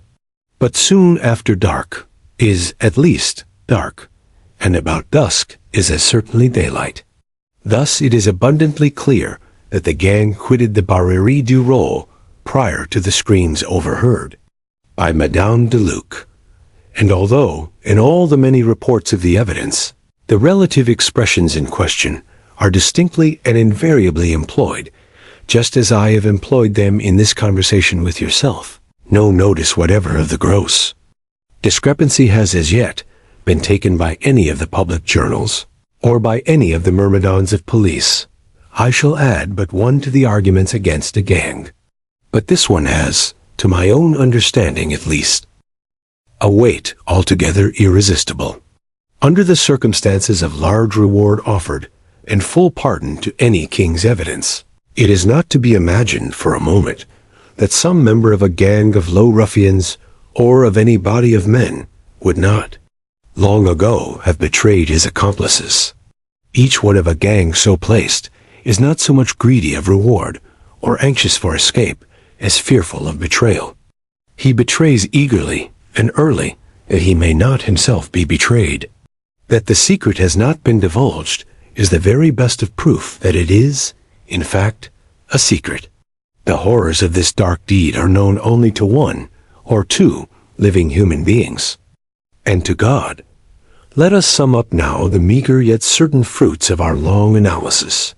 We have attained the idea either of a fatal accident under the roof of Madame de Luc, or of a murder perpetrated in the thicket at the Barriere du Roule by a lover, or at least by an intimate and secret associate of the deceased. This associate is of swarthy complexion.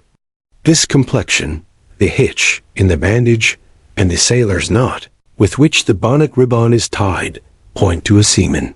His companionship with the deceased, a gay, but not an abject young girl, designates him as above the grade of the common sailor. Here the well-written and urgent communications to the journals are much in the way of corroboration. The circumstance of the first elopement, as mentioned by Le Mercure, tends to blend the idea of this seaman with that of the naval officer who is first known to have led the unfortunate into crime. And here, most fitly, comes the consideration of the continued absence of him of the dark complexion. Let me pause to observe that the complexion of this man is dark and swarthy. It was no common swarthiness which constituted the sole point of remembrance, both as regards Valence and Madame de Luc. But why is this man absent? Was he murdered by the gang? If so, why are there only traces of the assassinated girl? The scene of the two outrages will naturally be supposed identical. And where is his corpse? The assassins would most probably have disposed of both in the same way. But it may be said that this man loves, and is deterred from making himself known, through dread of being charged with the murder. This consideration might be supposed to operate upon him now, at this late period, since it has been given in evidence that he was seen with Marie, but it would have had no force at the period of the deed. The first impulse of an innocent man would have been to announce the outrage, and to aid in identifying the ruffians. This policy would have suggested he had been seen with the girl. He had crossed the river with her in an open ferry boat. The denouncing of the assassins would have appeared, even to an idiot, the surest and sole means of relieving himself from suspicion. We cannot suppose him, on the night of the fatal Sunday, both innocent himself and incognizant of an outrage committed. Yet only under such circumstances is it possible to imagine that he would have failed, if alive, in the denouncement of the assassins. And what means are ours of attaining the truth? We shall find these means multiplying and gathering distinctness as we proceed. Let us sift to the bottom this affair of the first elopement. Let us know the full history of the officer, with his present circumstances and his whereabouts at the precise period of the murder. Let us carefully compare with each other the various communications sent to the evening paper, in which the object was to inculpate a gang. This done, let us compare these communications, both as regards style and MS, with those sent to the morning paper at a previous period, and insisting so vehemently upon the guilt of Manet. And all this done, let us again compare these various communications with the known MSS of the officer. Let us endeavor to ascertain, by repeated questionings of Madame de Luc and her boys, as well as of the omnibus driver, Valence, something more of the personal appearance and bearing of the man of dark complexion. Queries, skillfully directed, will not fail to elicit from some of these parties information on this particular point, or upon others, information which the parties themselves may not even be aware of possessing. And let us now trace the boat picked up by the bargeman on the morning of Monday the 23rd of June, and which was removed from the barge office, without the cognizance of the officer in attendance, and without the rudder, at some period prior to the discovery of the corpse. With a proper caution and perseverance, we shall infallibly trace this boat. For not only can the bargeman who picked it up identify it, but the rudder is at hand. The rudder of a sailboat would not have been abandoned, without inquiry, by one altogether at ease in heart. And here let me pause to insinuate a question. There was no advertisement of the picking up of this boat. It was silently taken to the barge office, and as silently removed. But its owner, or employer, how happened he, at so early a period as Tuesday morning, to be informed, without the agency of advertisement, of the locality of the boat taken up on Monday? Unless we imagine some connection with the Navy, some personal permanent connection, leading to cognizance of its minute and interests, its petty local news? In speaking of the lonely assassin dragging his burden to the shore, I have already suggested the probability of his availing himself of a boat. Now we are to understand that Marie Rogêt was precipitated from a boat. This would naturally have been the case. The corpse could not have been trusted to the shallow waters of the shore. The peculiar marks on the back and shoulders of the victim tell of the bottom ribs of a boat. That the body was found without weight is also corroborative of the idea. If thrown from the shore, a weight would have been attached. We can only account for its absence by supposing the murderer to have neglected the precaution of supplying himself with it before pushing off. In the act of consigning the corpse to the water, he would unquestionably have noticed his oversight, but then no remedy would have been at hand. Any risk would have been preferred to a return to that accursed shore. Having rid himself of his ghastly charge, the murderer would have hastened to the city. There, at some obscure wharf, he would have leaped on land. But the boat, would he have secured it? He would have been in too great haste for such things as securing a boat. Moreover, in fastening it to the wharf, he would have felt as if securing evidence against himself. His natural thought would have been to cast from him, as far as possible, all that it held connection with his crime. He would not only have fled from the wharf, but he would not have permitted the boat to remain. Assuredly, he would have cast it adrift. Let us pursue our fancies. In the morning, the wretch is stricken with unutterable horror at finding that the boat has been picked up and detained at a locality which he is in the daily habit of frequenting. At a locality, perhaps, which his duty compels him to frequent. The next night, without daring to ask for the rudder, he removes it. Now where is that rudderless boat? Let it be one of our first purposes to discover. With the first glimpse we obtain of it, the dawn of our success shall begin. This boat shall guide us with a rapidity which will surprise even ourselves to him who employed it in the midnight of the fatal Sabbath. Corroboration will rise upon corroboration, and the murderer will be traced. For reasons which we shall not specify, but which to many readers will appear obvious, we have taken the liberty of here omitting, from the MSS, placed in our hands, such portion as details the following up of the apparently slight clue obtained by duping. We feel it advisable only to state in brief that the result desired was brought to pass, and that the prefect fulfilled punctually, although with reluctance, the terms of his compact with the Chevalier. Mr. Poe's article concludes with the following words: "-eds. It will be understood that I speak of coincidences and no more. What I have said above upon this topic must suffice. In my own heart there dwells no faith in pride or nature. That nature and its God are two. No man who thinks will deny that the latter, creating the former, can, at will, control or modify it, is also unquestionable. I say, at will, for the question is of will, and not, as the insanity of logic has assumed, of power. It is not that the deity cannot modify his laws, but that we insult him in imagining a possible necessity for modification. In their origin, these laws were fashioned to embrace all contingencies which could lie in the future. With God all is now, I repeat, then, that I speak of these things only as of coincidences.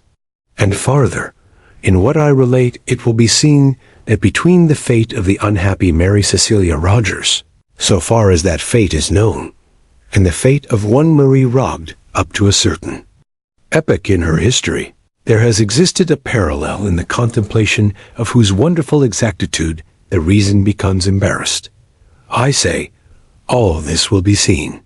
But let it not for a moment be supposed that, in proceeding with the sad narrative of Marie from the epoch just mentioned, and in tracing to its denouement the mystery which enshrouded her, it is my covert design to hint at an extension of the parallel, or even to suggest that the measures adopted in Paris for the discovery of the assassin of a grisette, or measures founded in any similar ratiocination, would produce any similar result. For, In respect to the latter branch of the supposition, it should be considered that the most trifling variation in the facts of the two cases might give rise to the most important miscalculations by diverting thoroughly the two courses of events, very much as in arithmetic. An error which, in its own individuality, may be inappreciable, produces at length, by dint of multiplication at all points of the process, a result enormously at variance with truth. And in regard to the former branch, we must not fail to hold in view that the very calculus of probabilities to which I have referred forbids all idea of the extension of the parallel, forbids it with a positiveness strong and decided, just in proportion as this parallel has already been long drawn, and exact. This is one of those anomalous propositions, which, seemingly appealing to thought altogether apart from the mathematical, is yet one which only the mathematician can fully entertain. Nothing, for example, is more difficult than to convince the merely general reader that the fact of sixes having been thrown twice in succession by a player at dice is sufficient cause for betting the largest odds that sixes will not be thrown in the third attempt. A suggestion to this effect is usually rejected by the intellect at once. It does not appear that the two throws which have been completed, and which lie now absolutely in the past, can have influence upon the throw which exists only in the future. The chance for throwing sixes seems to be precisely as it was at any ordinary time, that is to say, subject only to the influence of the various other throws which may be made by the dice. And this is a reflection which appears so exceedingly obvious that attempts to controvert it are received more frequently with a derisive smile than with anything like respectful attention. The error here involved a gross error redolent of mischief I cannot pretend to expose within the limits assigned me at present, and with the philosophical it needs no exposure. It may be sufficient here to say that it forms one of an infinite series of mistakes which arise in the path of reason, through her propensity for seeking truth in detail.